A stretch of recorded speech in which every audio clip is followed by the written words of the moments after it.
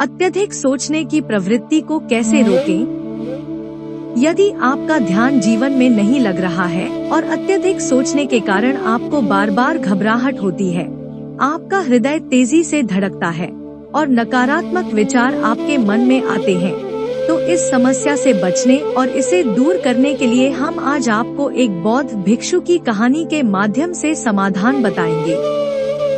इस कहानी को पूरा सुने ताकि आप भी इसे सुनकर अपनी समस्या से मुक्ति पा सकें। आइए आज की कहानी की शुरुआत करें।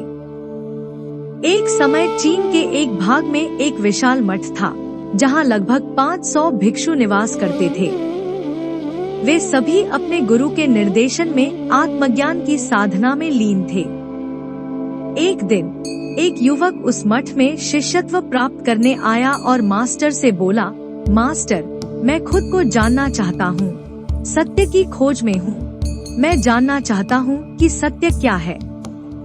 मास्टर ने उसे देखा और कहा, यदि तुम सत्य जानना चाहते हो तो तुम्हें अपने पूरे जीवन को इसके लिए समर्पित करना होगा, क्योंकि सत्य को जानने में तुम्हारा संपूर्ण जीवन लग सकता है। फिर भी इस बात की कोई गारंटी नहीं है कि तुम्हें इस जीवन काल में सच्चाई का पता चलेगा या नहीं। क्या तुम इसके लिए तैयार हो? शिष्य ने उत्तर दिया, मास्टर, मैं यहाँ पीछे मुड़ने के लिए नहीं आया हूँ, मैं तैयार हूँ। गुरु ने कहा, अगर ऐसा है तो तुम एक काम करो। इस मठ में 500 भिक्षु हैं, तुम उनके लिए चावल कूटने का काम करो। सुबह से शाम तक चावल कूटो और जब थक जाओ तो सो जाओ। फिर अगली सुबह उठकर चावल कूटना फिर से शुरू कर दो। इसके अलावा कुछ भी मत करना, किसी और चीज के बारे में मत सोचना, बस इसी रास्ते पर चलते रहो और दोबारा मेरे पास मत आना। जरूरत पड़ने पर मैं खुद ही तुम्हारे पास आ जाऊंगा। उस लड़के ने गुरु के आदेश का पालन करते हुए चावल कूटना शुरू कर दिया। उस मठ में 500 शिष्य थे और उन सभी को समय समय पर भोजन की आवश्यकता होती थी, इसीलिए वह बहुत जल्दी उठ जाता था और रात को देर तक चावल कूटता रहता था। जब वह थक जाता तो उसी कमरे में सो जाता था जहां वह चावल कूटता था। वहां वह किसी से बात नहीं करता था और न ही कोई उससे बात करने आता था। कुछ महीनों तक चावल कूटते कूटते उसके मन में पुराने विचार आते रहे, पर जब उन्हें कोई नया विषय नहीं मिला तो वे धीरे धीरे मिट गए। उसके मन में विचार कम होने लगे और कुछ सालों बाद तो उसने अपना नाम तक भूल गया। वह हमेशा चुप रहता और विचारहीन अवस्था में चावल कूटता रहता। उसने न तो कभी ध्यान किया था और न ही कभी शास्त्र पढ़ा था। मठ के अन्य शिष्य उसे मूर्ख समझते थे और इस तरह 12 वर्ष बीत गए। 12 वर्षों के बाद एक दिन मास्टर ने घोषणा की कि अब उनका अंतिम समय निकट है और उन्हें अपना उत्तराधिकारी चुनना है, जो उनके बाद मठ का मुखिया होगा। उन्होंने कहा कि जो भी शिष्य आत्म साक्षात्कार का अनुभव कर चुका है, वह रात को उनके दरवाजे के पास आकर दीवार पर कुछ पंक्तियां लिखे, जिसमें उसके जीवन का सार समाहित हो। कई शिष्यों ने इस पर विचार किया, परंतु मठ के प्रमुख शिष्यों में से एक ने वहां जाकर कुछ पंक्तियां लिखी। उसे बौद्ध धर्म ग्रंथों का गहरा ज्ञान था और सभी शिष्यों को विश्वास था कि वह मठ का उत्तराधिकारी बन सकता है। उसने लिखा कि मन एक दर्पण की तरह है, जिस पर विचारों और इच्छाओं की धूल जमा होती है। उसे साफ करने के लिए ध्यान आवश्यक है। जिसकी धूल हटती है और मन का दर्पण स्वच्छ होता है, वह मोक्ष प्राप्त कर लेता है। अगली सुबह जब गुरु उठे और उन्होंने दीवार पर लिखी इन पंक्तियों को देखा, तो उन्होंने कहा कि किस मूर्ख ने यह सब लिखा है। वह शिष्य जिसने ये पंक्तियां लिखी थी चुप रहा, हालांकि उसने जो लिखा था वह ज्ञान से परिपूर्ण थी, परंतु उसका सारा ज्ञान किताबों से आया था। वह शिष्य बहुत ही चतुर था। उसने पंक्तियां तो लिखी, पर उनके नीचे अपने हस्ताक्षर नहीं किए। क्योंकि वह स्वयं इस बात का निश्चित नहीं था कि वे सही हैं या नहीं, क्योंकि उसे अभी तक आत्मज्ञान नहीं हुआ था। गुरु ने उन पंक्तियों को पूर्णतः अस्वीकार कर दिया, जिसे देख सभी विस्मित रह गए। यह घटना मठ में चर्चा का केंद्र बन गई। इसी विषय पर चर्चा करते हुए 2 शिष्य उस शिष्य के पास से गुजरे जो 12 वर्ष पूर्व यहाँ आया था और दिन रात चावल कूटता रहता था।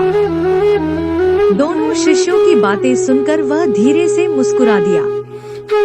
शिष्यों ने उससे पूछा कि वह क्यों हंस रहा है। उन दोनों की नजरों में वह चावल कूटने वाला एक साधारण भिक्षु मात्र था। किसी ने भी उसे कभी ध्यान लगाते या शास्त्र पढ़ते नहीं देखा था। सभी उसे एक मूर्ख समझते थे जो केवल चावल कूटना जानता था। उस मठ में कई विद्वान थे, परंतु उस चावल कूटने वाले का किसी से कोई सरोकार नहीं था। इसीलिए जब वह दोनों शिष्य उसे मुस्कुराते हुए देखते हैं तो चकित रह जाते हैं। उन्होंने फिर से पूछा, तुम हंस क्यों रहे हो? उसने उत्तर दिया, मैं इसलिए हंस रहा हूँ क्योंकि मास्टर सही कह रहे हैं, ये पंक्तियाँ बेकार हैं, इनका कोई महत्व नहीं है। दोनों शिष्य हैरान हो गए और उन्होंने पूछा, क्या तुम ऐसी पंक्तियाँ लिख सकते हो जो इनसे भी अच्छी हो? चावल पीसने वाले ने जवाब दिया, नहीं, क्योंकि मैं अनपढ़ हूँ, लेकिन हाँ, मैं कुछ पंक्तियाँ कह सकता हूँ। अगर तुम उन्हें लिख सको तो मैं तुम्हारे साथ चलने को तैयार हूँ। दोनों शिष्यों ने कहा, ठीक है, और वे मास्टर के कमरे की ओर चल दिए। और चावल कूटने वाले ने कुछ पंक्तियाँ बोली और दूसरे शिष्य ने उन्हें दीवार पर लिख दिया। उन पंक्तियों के नीचे उसने यह भी लिखा कि चावल कूटने वाले को लगा कि मास्टर उन पंक्तियों पर भी गुस्सा करेंगे जिन्हें लिखने के लिए उसने कहा था। वे पंक्तियाँ बहुत अद्भुत थी। मन तो बस एक का भ्रम है, ना तो मन है ना ही मन का कोई दर्पण है, और जब मन ही नहीं है तो धूल कहाँ ठहरेगी। जो ये जानता है वो सच को जान गया।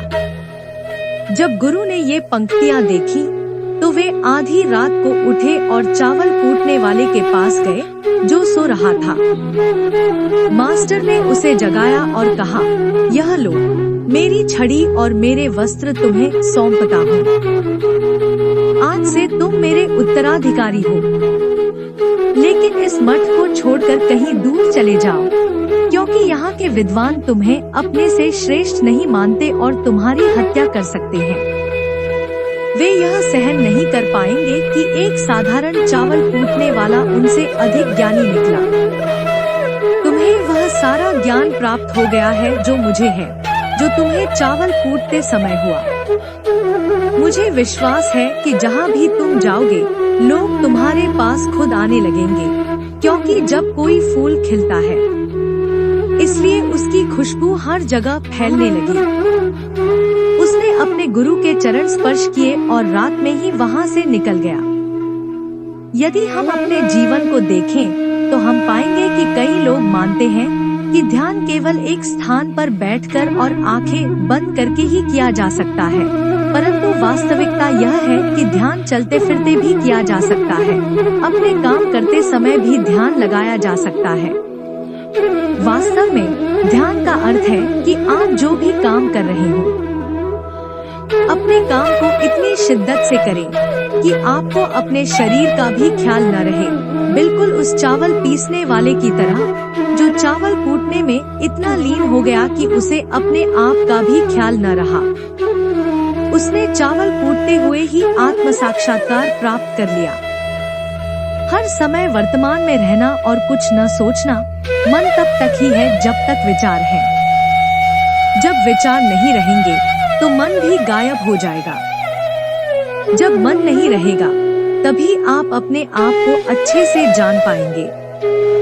असल में हमें अपने वास्तविक रूप को जानने के लिए किसी अन्य साधना की आवश्यकता नहीं है। जो कुछ भी हम कर रहे हो उसमें पूरी तरह से खो जाना चाहिए।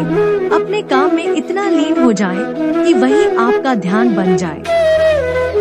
ज्यादा सोचने वालों के लिए अब हम एक रहस्यमय कहानी सुनाएंगे। तो आइए कहानी की शुरुआत करते हैं। एक गांव में एक आदमी रहता था जो ताले तोड़ने में एक्सपर्ट था।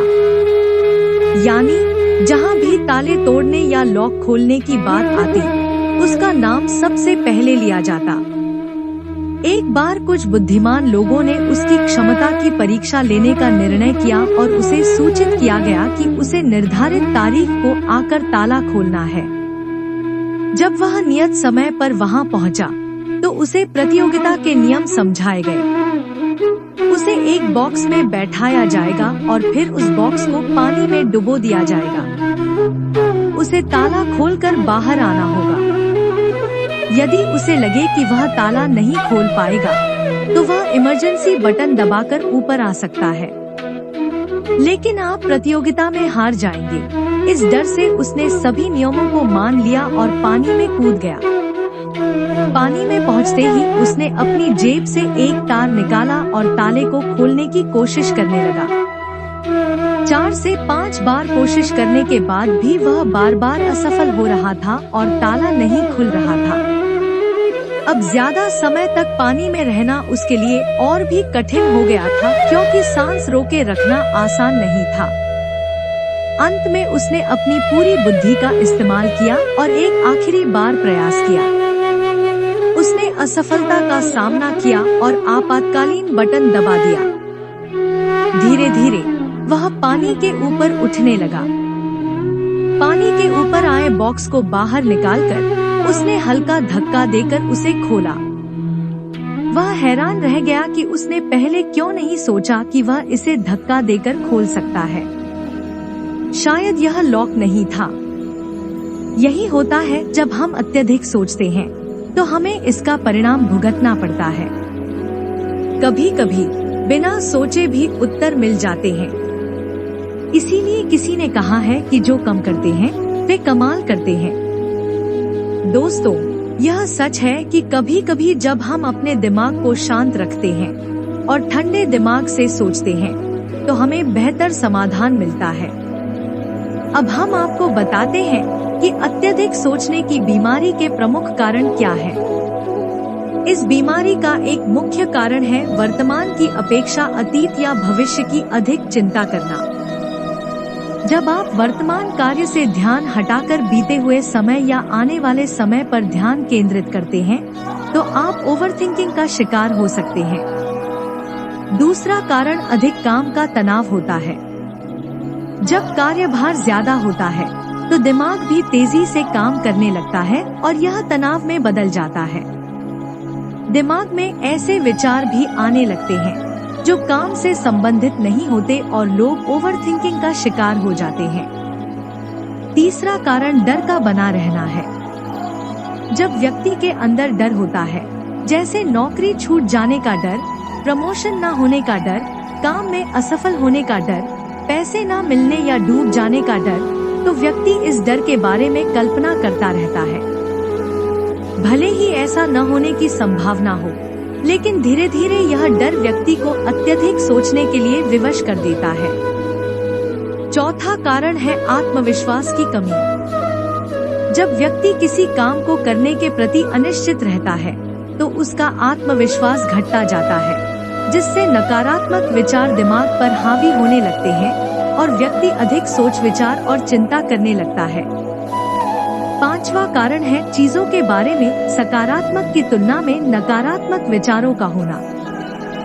जब व्यक्ति छोटी छोटी बातों के नकारात्मक पहलुओं पर अधिक ध्यान देने लगता है, धीरे धीरे व्यक्ति ओवरथिंकिंग का शिकार हो सकता है, परंतु अत्यधिक सोच से छुटकारा संभव है।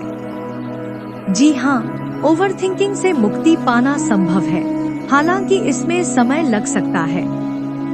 यदि आप निम्नलिखित चरणों का पालन करते हैं, तो आप निश्चित रूप से ओवरथिंकिंग की समस्या से मुक्ति पा सकते हैं। आइए जानते हैं कि अत्यधिक सोच से कैसे निजात पाएं और इसके उपाय क्या हैं। सभी जानते हैं कि विचार सबसे पहले दिमाग में आते हैं। किसी भी काम को सोच समझकर करना आवश्यक है, परंतु जरूरत से अधिक सोचना और उन बातों पर विचार करना जो काम से संबंधित नहीं है, यह आपके और आपके काम के लिए हानिकारक है। समस्या सोचने में नहीं, बल्कि अत्यधिक सोचने में है और इसे कम करना महत्वपूर्ण है। अत्यधिक सोच से मुक्ति पाने के उपायों में पहला कदम है स्वीकार करना कि आप जरूरत से ज्यादा सोचते हैं और इसे बदलने की आवश्यकता है। जब आप यह स्वीकार कर लेंगे, तो आप खुद को इससे मुक्ति पाने के लिए तैयार कर पाएंगे। आप ओवरथिंकिंग के प्रति सचेत हो जाएंगे और जब भी आपको लगे कि आपके दिमाग में अनावश्यक विचार आ रहे हैं, तो तुरंत उन्हें रोकें और यह विचार करें कि आपने सोचना कहां से शुरू किया था। इससे आपको यह जानने में मदद मिलेगी कि आप कितनी बेकार की बातों पर अपना समय और ऊर्जा नष्ट कर रहे हैं। दूसरा उपाय यह है कि हमेशा सकारात्मक सोचने का प्रयास करें।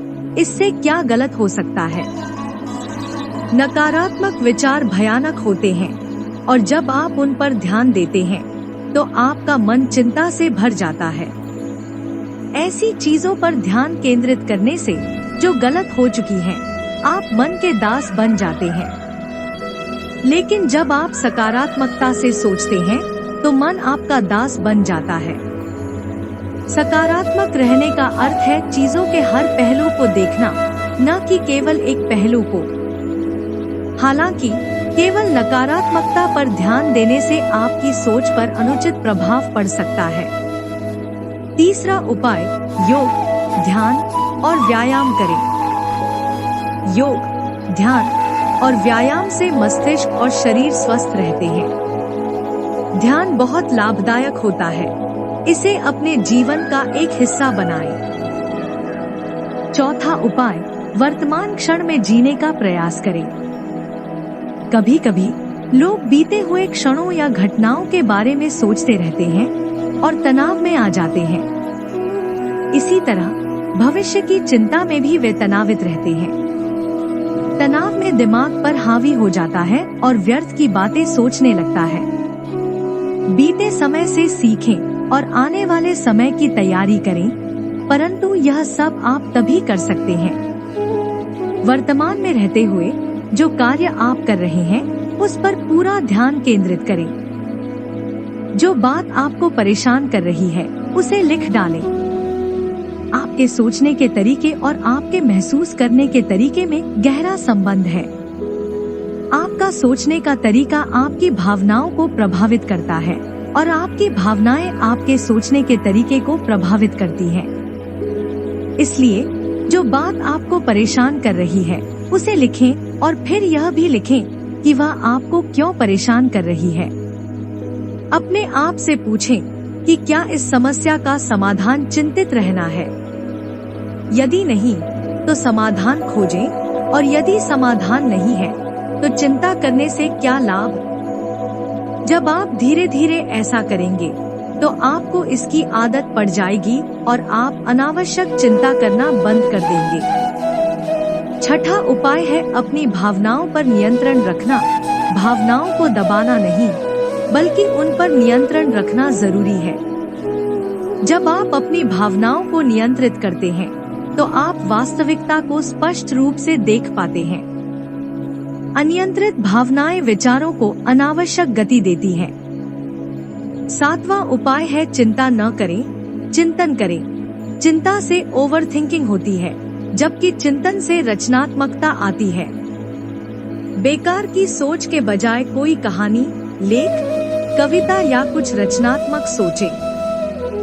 आठवां उपाय है कि अपनी पसंदीदा चीजें करें।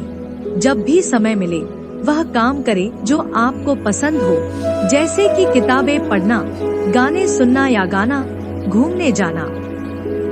यदि घर में बच्चे हैं, तो उनके साथ खेलें और दोस्तों के साथ समय बिताएं। नौवां उपाय है कि अपने सर्वश्रेष्ठ को स्वीकार करें जब आप अधिक सोचते हैं। कभी कभी आप अनजाने में नकारात्मक विचारों में खो जाते हैं और खुद को दूसरों से कमतर समझने लगते हैं। याद रखिए, कोई भी पूर्ण नहीं होता। आप जो हैं, वैसा कोई नहीं है। लोग क्या कहते हैं, उस पर ध्यान देने के बजाय अपने आप को स्वीकारें, अपने ज्ञान को बढ़ाएं और सकारात्मक रहें। 10वां उपाय है मन को शांत रखना। आज की आधुनिक जिंदगी भागदौड़ और तनाव से भरी है और अधिकांश लोग तनाव में रहने के आदी हो जाते हैं, यह न समझते हुए कि तनाव धीरे धीरे उनके मानसिक और शारीरिक स्वास्थ्य को प्रभावित कर रहा है। जब मन अशांत होता है तब नकारात्मक और बेकार के विचार हमारे दिमाग में घर कर लेते हैं। यदि आप अतिचिंतन से मुक्ति पाना चाहते हैं तो अपने मन को शांत रखिए। हम आपके सामने 3 ऐसी कहानियां प्रस्तुत कर रहे हैं जो आपके सोच को बदल सकती हैं। कृपया इन्हें ध्यान से सुनें, ये आपकी जिंदगी बदल सकती है। पहली कहानी है चमकीले नीले पत्थर की कीमत, जिसमें एक शहर में बहुत ही ज्ञानी और प्रतापी साधु महाराज आए हुए थे। बहुत से दीन दुखी लोग उनकी कृपा पाने के लिए उनके पास आने लगे। एक दिन एक दुखी गरीब आदमी उनके पास आया और साधु महाराज से कहा, महाराज, मैं बहुत गरीब हूँ और मेरे ऊपर कर्ज भी है, मैं बहुत परेशान हूँ, कृपया मुझ पर उपकार करें। साधु महाराज ने उसे एक चमकीला नीले रंग का पत्थर दिया और कहा, यह एक कीमती पत्थर है, जाओ और इसे बेच दो। वह आदमी वहां से चला गया और उस पत्थर को बेचने के इरादे से एक फल विक्रेता के पास गया। उसने पत्थर दिखाकर उसकी कीमत पूछी तो फल विक्रेता ने कहा, मुझे लगता है यह नीला शीशा है। महात्मा ने तुम्हें यह पत्थर दिया है। हाँ, यह बहुत सुंदर और चमकदार लग रहा है, तुम इसे मुझे दे दो, मैं तुम्हें 1000 रुपए दूंगा। निराश होकर वह आदमी अपने एक अन्य परिचित के पास गया जो बर्तनों का व्यापारी था। उसने व्यापारी को वह पत्थर दिखाया और उसे बेचने के लिए उसकी कीमत पूछी। बर्तन व्यापारी ने कहा, यह पत्थर कोई विशेष रत्न है, मैं इसके लिए तुम्हें 500 दूंगा। वह आदमी सोचने लगा कि इसकी कीमत और भी अधिक होगी और इस सोच के साथ वह वहां से चला गया। फिर उसने इस पत्थर को एक सुनार को दिखाया। सुनार ने पत्थर को ध्यान से देखा और कहा, यह बहुत कीमती है, इसके बदले मैं तुम्हें 1,00,000 रुपए दूंगा। वह आदमी अब समझ चुका था कि यह पत्थर बहुत अमूल्य है। उसने सोचा, क्यों न इसे हीरे के व्यापारी को दिखाऊं। यह सोचकर वह शहर के सबसे बड़े हीरे के व्यापारी के पास गया। व्यापारी ने जब वह पत्थर देखा तो वह देखता ही रह गया। आश्चर्य के भाव उसके चेहरे पर स्पष्ट दिखने लगे। उसने पत्थर को माथे से लगाया और पूछा, तुम यह कहाँ से लाए हो?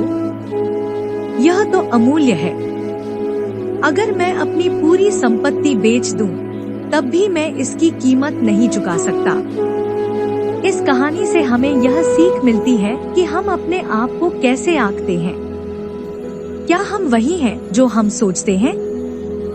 दूसरों की राय आपके बारे में जो भी हो, आपका जीवन अमूल्य है और इसकी कीमत कोई नहीं लगा सकता। आप वह सब कर सकते हैं जो आप खुद के बारे में सोचते हैं। कभी भी दूसरों के नकारात्मक टिप्पणियों से खुद को कम मत समझिए। एक दूसरी कहानी में एक मेंढकों की टोली जंगल के रास्ते पर चल रही थी। अचानक 2 मेंढक एक गहरे गड्ढे में गिर गए। जब बाकी मेंढकों ने देखा कि गड्ढा बहुत गहरा है, तो वे ऊपर से चिल्लाने लगे कि तुम दोनों इस गड्ढे से नहीं निकल सकते, यह बहुत गहरा है। उन 2 मेंढकों ने शायद ऊपर खड़े मेंढक की बात नहीं सुनी और गड्ढे से निकलने के लिए लगातार उछलते रहे। बाहर खड़े मेंढक लगातार कहते रहे, तुम दोनों बेकार में मेहनत कर रहे हो, तुम्हें हार मान लेनी चाहिए, तुम नहीं निकल सकते। गड्ढे में गिरे दोनों मेंढकों में से एक ने ऊपर खड़े मेंढक की बात सुन ली और उछलना छोड़ दिया। वह निराश होकर एक कोने में बैठ गया। एक मेंढक ने प्रयास जारी रखा और वह उछलता रहा जितना वह उछल सकता था। खड्डे के बाहर सभी मेंढक लगातार कह रहे थे कि उसे हार मान लेनी चाहिए, परंतु वह मेंढक शायद उनकी बात नहीं सुन पा रहा था। वह लगातार प्रयास करता रहा और अंततः बाहर आ गया। दूसरे मेंढकों ने पूछा, क्या तुमने हमारी बात नहीं सुनी? उस मेंढक ने इशारा करके बताया कि वह बहरा है और सुन नहीं सकता, इसलिए वह किसी की भी बात नहीं सुन पाया और सोच रहा था कि सभी उसका उत्साह बढ़ा रहे हैं।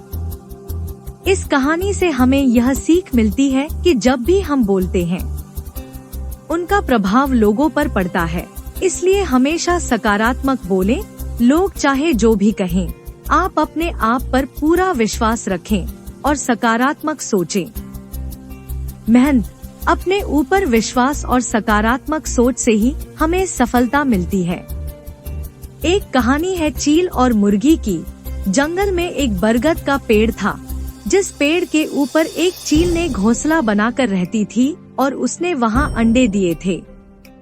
उसी पेड़ के नीचे एक जंगली मुर्गी ने भी अंडे दिए थे। एक दिन चील के अंडों में से एक अंडा नीचे गिर गया और मुर्गी के अंडों में मिल गया। समय बीतने के साथ एक अंडा फूटा और उससे एक चील का बच्चा निकला।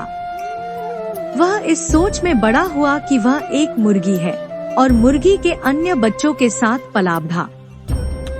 वह वही काम करता जो एक मुर्गी करती है, जैसे कि कुड़कुड़ करना, जमीन खोदकर दाने चुगना और उतनी ही ऊंचाई तक उड़ना जितनी एक मुर्गी उड़ती है। एक दिन उसने आसमान में एक चील को देखा जो बड़ी शान से उड़ रही थी। उसने अपनी मुर्गी माँ से पूछा कि आसमान में उड़ने वाली उस चिड़िया का क्या नाम है जो इतनी ऊंचाई पर शान से उड़ रही है। मुर्गी ने जवाब दिया कि वह एक चील है। फिर चील के बच्चे ने पूछा, माँ, मैं इतना ऊंचा क्यों नहीं उड़ पाता? मुर्गी ने जवाब दिया, तुम इतना ऊंचा नहीं उड़ सकते क्योंकि तुम एक मुर्गे हो। उसने मुर्गी की बात मान ली और मुर्गी की तरह जीवन जीते हुए एक दिन मर गया। इस कहानी से हमें यह सीख मिलती है कि जब हम कुछ सोचते हैं या नया करने की कोशिश करते हैं, तो अक्सर दूसरे हमें यह कहकर रोकते हैं कि तुम ऐसा नहीं कर सकते, यह संभव नहीं है, और हम अपने इरादे बदल देते हैं, सोचकर कि शायद मैं वाकई में यह नहीं कर सकता, और हार मान लेते हैं। मुख्य कारण है अपने आप पर विश्वास ना होना, अपनी शक्तियों पर विश्वास ना होना, अपने काम पर विश्वास ना होना। दोस्तों, जो लोग कहते हैं उन्हें कहने दो, क्योंकि लोगों का काम है कहना। अपने आप पर विश्वास रखें, अपने आप को पहचानें। दोस्तों, अगर जीत निश्चित हो तो कायर भी लड़ाई में उतर जाते हैं, लेकिन बहादुर वे होते हैं जो हार निश्चित होने पर भी मैदान नहीं छोड़ते। मित्रों, उम्मीद है कि आपको इन 3 कहानियों से अपनी सोच बदलने में मदद मिली होगी और आपको अपनी अधिक सोचने वाली समस्याओं से छुटकारा पाने के उपाय भी इस वीडियो के माध्यम से मिले होंगे। अगर इस वीडियो से आपको कुछ सीखने को मिला हो, तो कृपया इसे अपने दोस्तों के साथ जितना हो सके शेयर करें, इसे लाइक करें और हमारे चैनल को सब्सक्राइब करें। इस वीडियो को देखने के लिए आपका धन्यवाद। नमो बुद्धाय।